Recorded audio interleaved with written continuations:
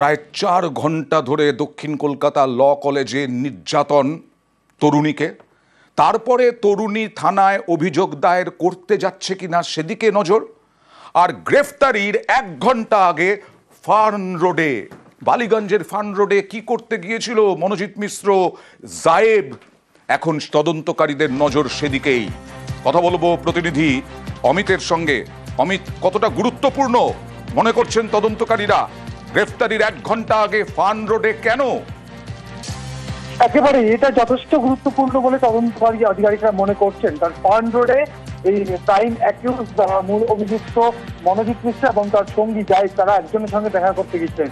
কে সেই ব্যক্তি, হঠাৎ করে ফার্ন রোডে কেন যেতে হলো? তুমি তো যদি ধরে নাও যে গ্রেপ্তারের সময়, যেটা কলকাতা পুলিশ তরফে দাবি করা হচ্ছে, 7:20 থেকে 7:35, এর মধ্যে গ্রেপ্তার করা হয়েছে থানা থেকে কয়েকশো মিটার দূরে। কিন্তু তার ৫৫ মিনিট আগে এই মনোজিৎ এবং জায়েদের টাওয়ার লোকেশন পাওয়া যাচ্ছে বালিগঞ্জ স্টেশন থেকে ১৫০ দূরত্ব এই ফার্ন রোডে কোনো এক ব্যক্তির সাথে তারা দেখা করতে গেছিলেন। কে সেই ব্যক্তি, তারও পুরো সন্ধান পেতে চাই তদন্তকারী আধিকারিকরা। এবং তো জানিয়ে মামলা তদন্তভার নিয়েছে, ৩ অভিযুক্তকে একসঙ্গে বসিয়ে জিজ্ঞাসাবাদ বা জেরা করবে। কারণ এইটা কি ফোন থেকে পাওয়া গেল, নাকি জেরা করে পাওয়া গেল যে ফার্ন রোডে গিয়েছিল, নাকি সিসি ক্যামেরা বলছে ফার্ন রোডে গিয়েছিল ১ ঘন্টা আগে? ফার্ন রোডে যাওয়ার তথ্য উঠে আসছে টাওয়ার লোকেশন থেকে। কারণ ইতিমধ্যেই কলকাতা পুলিশের হাতে, তদন্তকারী দলের হাতে এই টাওয়ার লোকেশন এবং কল রেকর্ড দুটোই হাতে এসছে।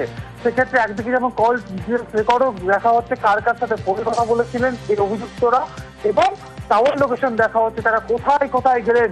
কারণ 10:50 না 25 তারিখ 10:50 নাবালিকা নির্যাতিতা বড়ুয়া যখন কলেজ থেকে বেরিয়ে যাচ্ছেন, তারপর 11টার সময় বা তার কিছু পরে এই 3 অভিযুক্ত কলেজ থেকে বেরিয়ে গেলেন। তারপর কোথায় কোথায় গেলেন তারও সমস্ত ডিটেলস কিন্তু এই মুহূর্তে প্রস্তুত করা হচ্ছে, এবং এরই ফাঁকে কোথায় কাদের সাথে দেখা করা বা কার সাথে কথা বললেন সবই কিন্তু এই মুহূর্তে তদন্তের আওতায়।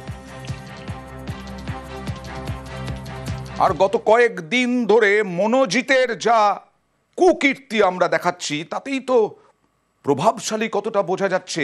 এবং তদন্তকারীরা বলছেন অত্যন্ত প্রভাবশালী এই মনোজিৎ, এবং তার সঙ্গে সঙ্গে জায়েব, প্রমিত, অত্যন্ত প্রভাবশালী এরা। এবং তদন্তকারীরা এই তথ্যই দিচ্ছেন যে আদালতে ধৃতদের অত্যন্ত প্রভাবশালী বলে দাবি, তার জন্য 6টা নতুন ধারা দেওয়া হয়েছে। কথা বলবো প্রতিনিধি অনুপের সঙ্গে। অনুপ, কেন বলছেন তদন্তকারীরা অত্যন্ত প্রভাবশালী?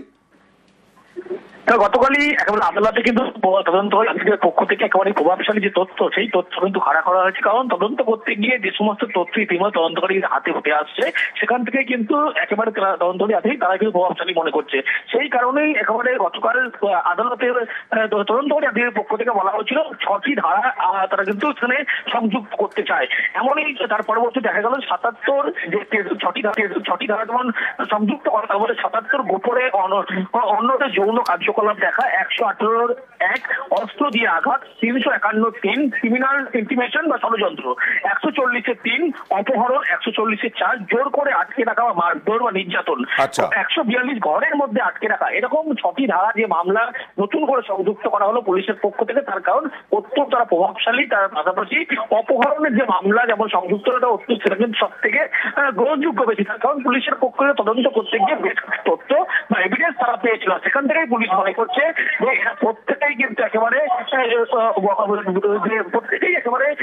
এর সঙ্গে প্রভাবশালী তথ্য, ফলে এদেরকে জিজ্ঞাসাবাদ করা আরো প্রয়োজন। সেই কারণেই হেফাজতে নিয়ে তাদেরকে আরো জিজ্ঞাসাবাদ, কোনোভাবেই যাতে ফাঁক গলে বেরোতে না পারে এই 3 জন, তার জন্যই চেষ্টা করছেন তদন্তকারীরা। প্রায় 4 ঘন্টা ধরে দক্ষিণ কলকাতা ল কলেজে নির্যাতন তরুণীকে, তারপরে তরুণী থানায় অভিযোগ দায়ের করতে যাচ্ছে কিনা সেদিকে নজর। আর গ্রেফতারির 1 ঘন্টা আগে ফার্ন রোডে, বালিগঞ্জের ফার্ন রোডে কি করতে গিয়েছিল মনোজিৎ মিশ্র, জায়েব, এখন তদন্তকারীদের নজর সেদিকেই। কথা বলবো প্রতিনিধি অমিতের সঙ্গে। অমিত, কতটা গুরুত্বপূর্ণ মনে করছেন তদন্তকারীরা গ্রেফতারির 1 ঘন্টা আগে ফার্ন রোডে কেন? একেবারে এটা যথেষ্ট গুরুত্বপূর্ণ বলে তদন্তকারী আধিকারিকরা মনে করছেন। কারণ ফার্ন রোডে এই প্রাইম অ্যাকিউজ মূল অভিযুক্ত মনোজিৎ মিশ্র এবং তার সঙ্গী জায়েদ, তারা একজনের সঙ্গে দেখা করতে গেছিলেন। কে সেই ব্যক্তি, হঠাৎ করে অন রোডে কেন যেতে হলো? তুমি তো যদি ধরে নাও যে গ্রেপ্তারের সময়, যেটা কলকাতা পুলিশ তরফে দাবি করা হচ্ছে 7:20 থেকে 7:35, এর মধ্যে গ্রেপ্তার করা হয়েছে থানা থেকে কয়েকশো মিটার দূরে। কিন্তু তার 55 মিনিট আগে এই মনোজিৎ এবং জায়েদের টাওয়ার লোকেশন পাওয়া যাচ্ছে বালিগঞ্জ স্টেশন থেকে ঢিলছো দূরত্ব এই পান রোডে কোনো এক ব্যক্তির সাথে তারা দেখা করতে গেছিলেন। কে সেই ব্যক্তি, তারও পুরো সন্ধান পেতে চাই তদন্তকারী আধিকারিকরা। এবং তো জানিয়ে মামলা তদন্তভার নিয়েছে, 3 অভিযুক্তকে একসঙ্গে বসিয়ে জিজ্ঞাসাবাদ বা জেরা করবে। কারণ এইটা কি ফোন থেকে পাওয়া গেল, নাকি জেরা করে পাওয়া গেল যে ফান রোডে গিয়েছিল, নাকি সিসি ক্যামেরা বলছে ফান রোডে গিয়েছিল 1 ঘন্টা আগে? ফান রোডে যাওয়ার তথ্য উঠে আসছে টাওয়ার লোকেশন থেকে। কারণ ইতিমধ্যেই কলকাতা পুলিশের হাতে, তদন্তকারী দলের হাতে এই টাওয়ার লোকেশন এবং কল রেকর্ড দুটোই হাতে এসছে। সেক্ষেত্রে একদিকে যেমন কল রেকর্ডও দেখা হচ্ছে কার কার সাথে ফোনে কথা বলেছিলেন এই অভিযুক্তরা, এবং টাওয়ার লোকেশন দেখা হচ্ছে তারা কোথায় কোথায় গেলেন। কারণ 10:50 না 25 তারিখ 10:50 নাবালিকা নির্যাতিতা বড়ুয়া যখন কলেজ থেকে বেরিয়ে যাচ্ছেন, তারপর 11টার সময় বা তার কিছু পরে এই 3 অভিযুক্ত কলেজ থেকে বেরিয়ে গেলেন। তারপর কোথায় কোথায় গেলেন তারও সমস্ত ডিটেলস কিন্তু এই মুহূর্তে প্রস্তুত করা হচ্ছে, এবং এরই ফাঁকে কোথায় কাদের সাথে দেখা করা বা কার সাথে কথা বললেন সবই কিন্তু এই মুহূর্তে তদন্তের আওতায়। আর গত কয়েকদিন ধরে মনোজিতের যা কুকীর্তি আমরা দেখাচ্ছি, তাতেই তো প্রভাবশালী কতটা বোঝা যাচ্ছে। এবং তদন্তকারীরা বলছেন অত্যন্ত প্রভাবশালী এই মনোজিৎ, এবং তার সঙ্গে সঙ্গে জায়েব, প্রমিত, অত্যন্ত প্রভাবশালী এরা।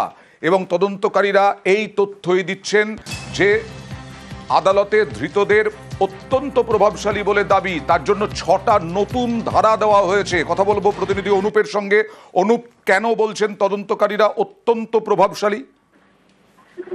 গতকালই একেবারে আদালতে কিন্তু তদন্তকারী আধিকারিকের পক্ষ থেকে একেবারে প্রভাবশালী যে তথ্য, সেই তথ্য কিন্তু খাড়া করা হয়েছে। কারণ তদন্ত করতে গিয়ে যে সমস্ত তথ্য ইতিমধ্যে তদন্তকারীর হাতে উঠে আসছে, সেখান থেকে কিন্তু একেবারে তদন্তকারী আধিকারিক তারা কিন্তু প্রভাবশালী মনে করছে।